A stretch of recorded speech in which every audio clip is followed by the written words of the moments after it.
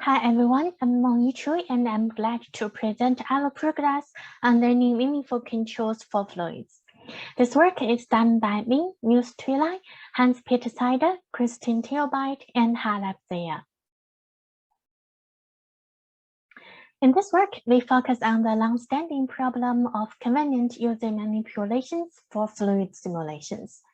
Classical fluid simulations are usually based on physical equations, such as the Navier-Stokes. They rely on physical parameters as input. However, it is very difficult for common users to draw connections between a desired motion and the correct parameter settings.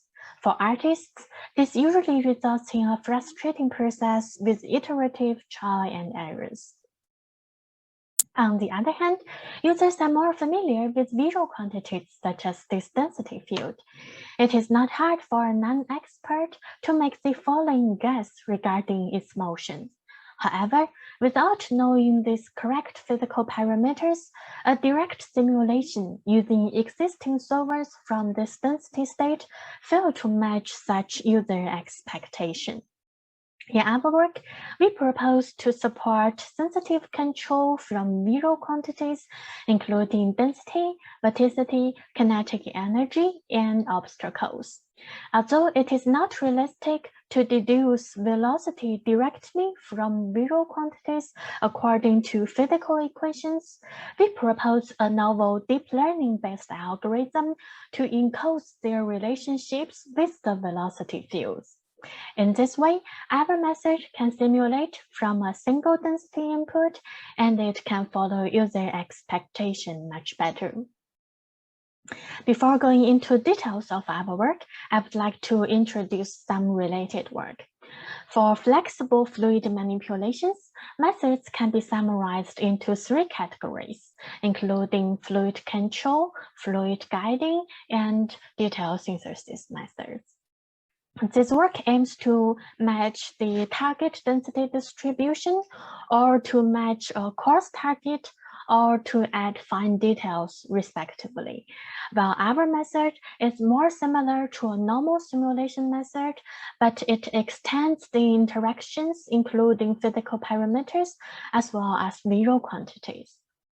As a learning-based method, our work is also related to deep learning algorithms, especially GANs.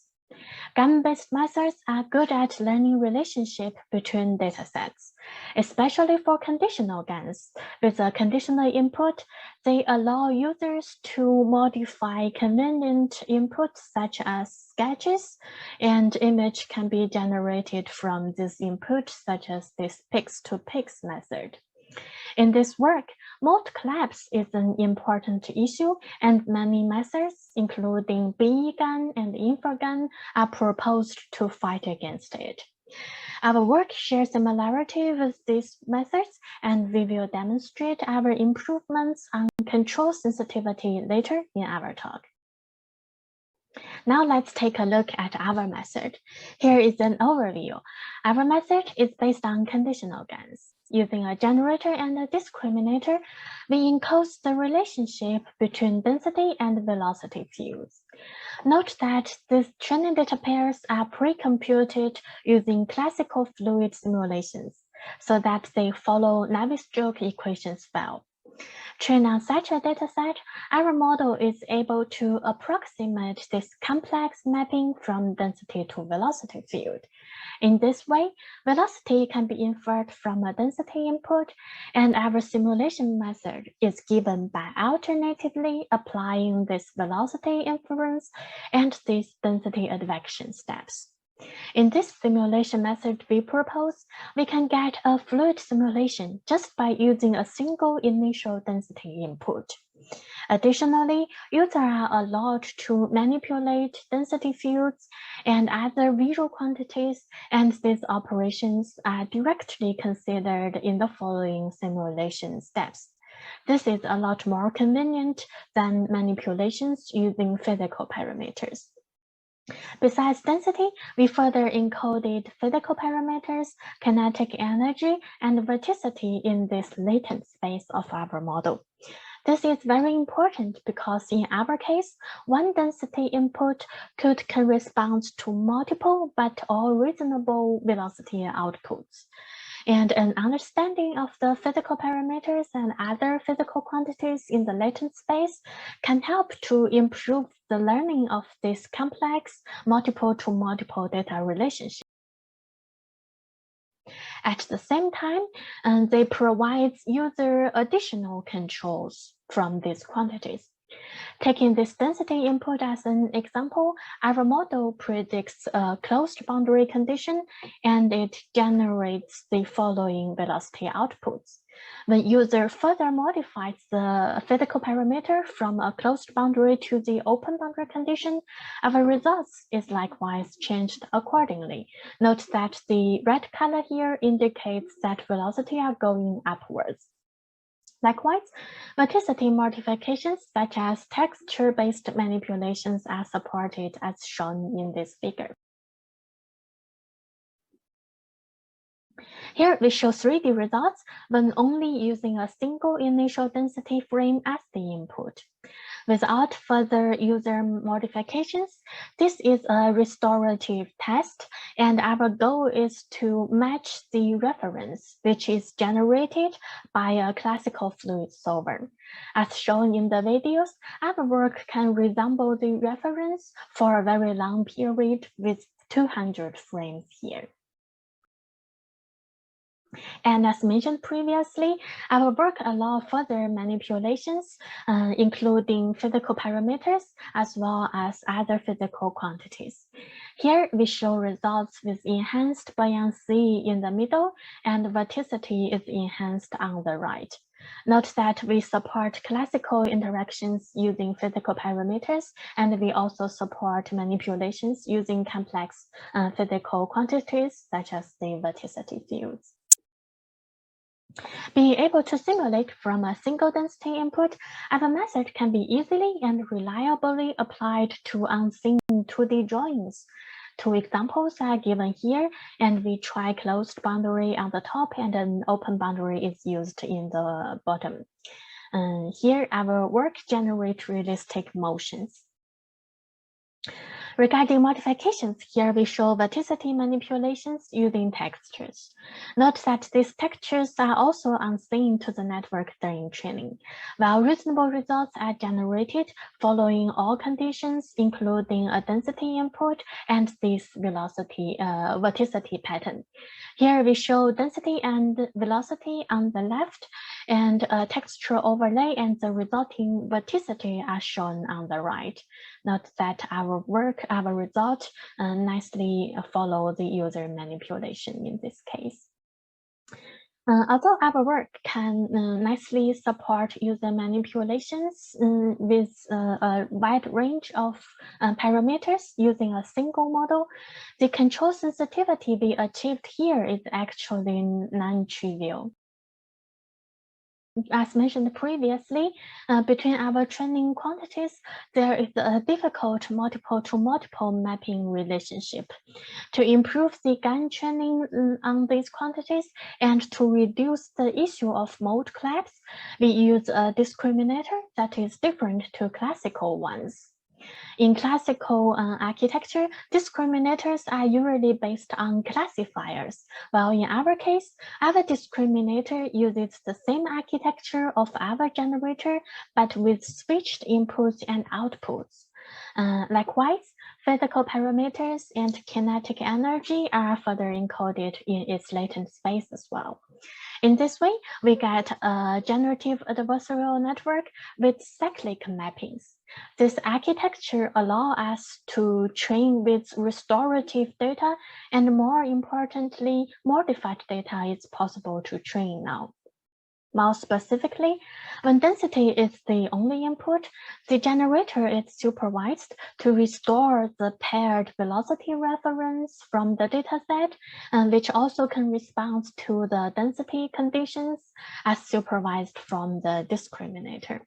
On the other hand, when training with modified conditions without a correct reference velocity, our discriminator can help to quantitatively supervise the fulfillment of user controls on all these user manipulations, including physical parameters, kinetic energy, and verticity fields. When training with modified conditions, the modified data are generated as the following way. For the physical parameters, we uniformly sample them from a reasonable range as the modifications. While a naive modification on kinetic energy and verticity may lead to unnatural results, we choose to synthesize a modified velocity field first, and then we use its kinetic energy and verticity as the modified conditions. Here, as shown in the figure, the modified velocity is generated with frequency-based noises according to the wavelet turbulence method. To show the effect of our cyclic GAN training with modified dataset, we compare models with regard to the reference in this ablation study. Here we show 5 different models. While peaks-to-peaks and conditional BE GAN are representatives of conditional GANs, MAE is a model trained on mean absolute error without adversarial learning. The no-mod model is an ablated version of ours without the training using modifications, while ours are our final model proposed. Tested on a single density input without further modifications, our model matches the reference equally well. After a further modification on the enhanced buoyancy, we can see from the video that the peaks-to-peaks, MAE, and conditional BE GAN models ignore the buoyancy conditions. Our result, on the other hand, achieves improved sensitivity, which is more similar to the reference. Thus, our work yields an improved learned representation of the large and complex space of fluid motions. We further evaluate quantitatively by comparing to a series of references with varying conditions. Here, we have the buoyancy varies from a fixed factor of 0.5 up to a factor of 2.5. Measuring on these sequences, we evaluate the averaged similarity scores on these 150 frames with the LC matrix. According to the evaluation, our results is closest to the reference with the correct buoyancy condition. Thus, we achieve desired sensitivity for user manipulations. More details and evaluations on other modifications are given in our paper. As a learning method, we can flexibly extend our method to learn the influence of obstacles as well, even though this motion is very different to buoyant plumes. Here is a result in 3D. In the following, we show more results and use cases of our methods. We allow users to design simulations via density modifications as shown in this video. They can also change simulations with obstacles efficiently. The generation here takes less than 1 second per frame. In this 2D comparison, we show user manipulations. We gradually increase the buoyancy condition from below training range to above. Note that our method generalizes well beyond the training range. Here we show results with user manipulations in 3D. Buoyancy is likewise increased from column to column, and verticity are enhanced row by row in this table. With the proposed cyclic GAN, our method works with a wide range of conditional modification. At last, we show results with obstacles. During training, our model sees obstacles in regular shapes. It generalizes to irregular ones well, and moving obstacles are handled properly. At last, we show our results in 3D with static and moving obstacles in regular and irregular shapes. Our smoke result can naturally flow around the fin of the fish. To conclude, we have presented a work that can infer velocity results from a single density input. For the first time, multiple controls, including visual quantities, are simultaneously enabled. We propose a cyclic gun with improved control sensitivity, and we have demonstrated the strong generalizability of our model using various tests. Well, our model with single frame velocity inference is very efficient in practice. And here, one limitation is that historical information are not considered so far.